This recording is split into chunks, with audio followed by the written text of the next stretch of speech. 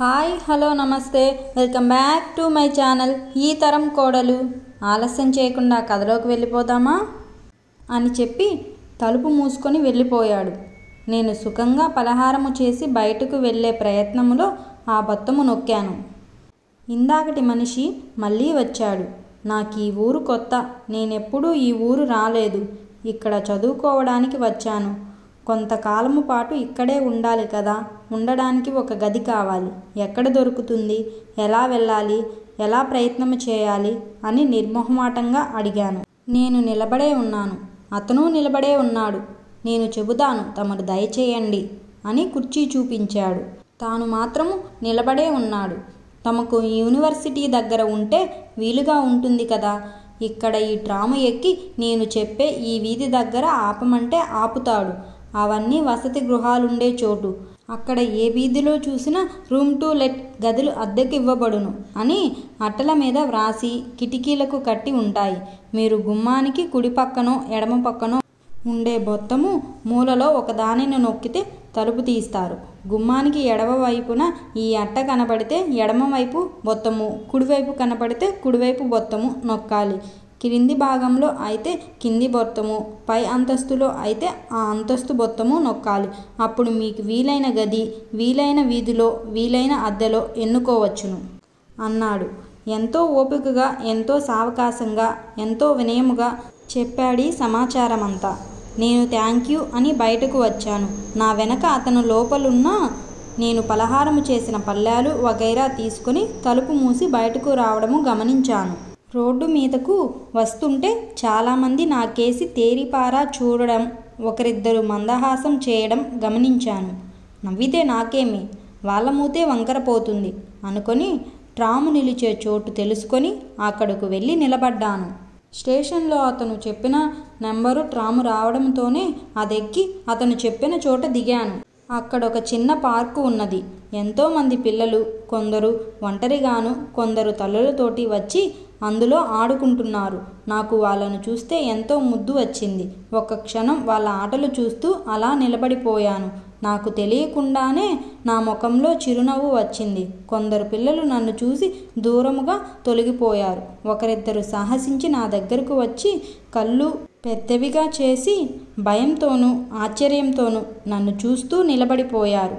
నా వెనుకను కొంచెము దూరంలో ఒకళ్ళిద్దరు పిల్లలు నన్ను చూసి పరిగెత్తుకెళ్ళి తల్లులను కౌగలించుకొని mummy mummy there is black mummy, నల్ల మనిషి అమ్మా అన్నారు. ఇంకొకడు అమ్మా ఆ నల్లటాయన పిల్లల్ని ఎత్తుకుపోతాడా అన్నాడు. ఇంకొకడు అమ్మా అతనెప్పుడు స్నానం చేయడా అన్నాడు. వాళ్ళ తల్లులు వాళ్ళ నోళ్ళు నొక్కి తప్పు, అలా అనకూడదు, ఇంకెప్పుడైనా అలా అంటే దెబ్బలు తగులుతాయి, జాగ్రత్త అని భయము పెట్టారు. నా దగ్గరకు వచ్చిన పిల్లలను చూసి వాళ్ళ ధైర్యానికి సంతోషించి హలో అని వాళ్ళను పలకరించబోయాను. వాళ్ళు హడలిపోయి పారిపోయారు. నవ్వుకుంటూ నా దారిన నేను ముందుకు సాగాను.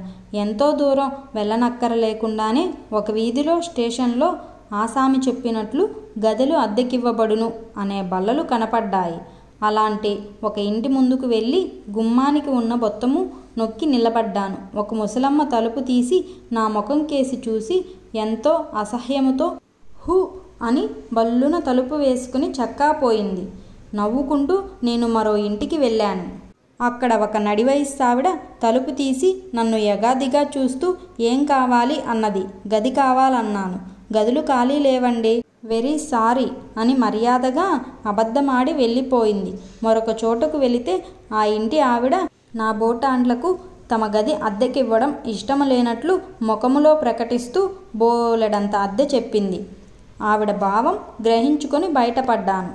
ఇంకొక ఇంటి దగ్గర ఒక ముసలమ్మ తలుపు తీసి ఏ దేశం మీది, ఆఫ్రికా దేశమా అన్నది. కాదు ఇండియా అన్నాను. ఓహో ఇండియా, చాలా సంతోషం. అక్కడ ఎవరైనా మహారాజు బిడ్డవా అంది. నేను నవ్వుతూ కాదన్నాను. నేను మహారాజునేమీ కాదు, మామూలు వాడినే. ఇక్కడ చదువుకోవడానికి వచ్చాను. గది కావాలి అన్నాను.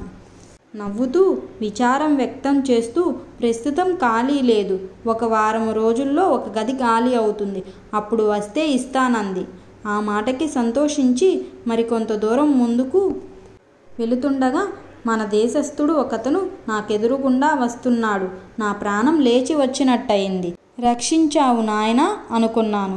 అతనిని ఆపి గుడ్ మార్నింగ్ అని నా అవస్థ చెప్పి ఏం చెయ్యాలో నాకు సలహా ఇవ్వమన్నాను. సరే నాతోటిరా అని కొంచెం సమీపంలో ఉన్న ఒక ఇండియన్ అసోసియేషన్ అని బల్ల కట్టబడిన ఒక పెద్ద ఇంటి లోపలికి తీసుకువెళ్ళి అక్కడ హాల్లో నన్ను కూర్చోబెట్టి తను నాకెదురుగుండా కూర్చొని ఇక చెప్పు నీ సంగతి అన్నాడు ఇంగ్లీష్లో.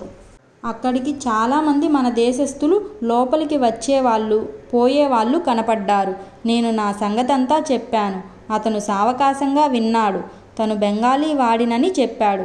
ఇంకా ఏదో చెప్పబోతుంటే చూడగానే తెలుగువాడిలా కనబడే వ్యక్తి ఒకరు లోపలికి వచ్చారు. నా ఎదుటనున్న బెంగాలీ అతను హలో రాజు కమ్ హియర్ అని పిలిచాడు. అతను వచ్చి నిలబడ్డాడు. కూర్చో, ఇతను మీవాడు, మీ ప్రాంతం నుంచి వచ్చాడు, గది కోసం తిరుగుతున్నాడట. నువ్వు అతనికి ఏదైనా గది చూపించి ఎక్కడో ఒకచోట ప్రవేశపెట్టు పాపం, లేకపోతే చాలా ఇబ్బంది పడతాడు. మనం ఒకళ్ళకొకళ్ళం చేదోడు వాదోడుగా ఉండకపోతే ఇక్కడ ఎలా బ్రతుకుతాం, ఏమంటావు అన్నాడు మందహాసంతో. ఓ తప్పకుండా, అలాగే నేను చూస్తాలే, నువ్వు వెళ్ళు అన్నాడు రాజు. అతను లేచి అబ్బాయి మనం మళ్ళీ కలుసుకుందాం. ఈ రాజు మీ ప్రాంతం వాడే, చాలా మంచివాడు. మీకు కావలసిన సహాయం ఇతను చేస్తాడు. నాకు పని ఉంది, నేను వెళ్తున్నాను అని నాకు కరచాలనం చేసి వెళ్ళిపోయాడు.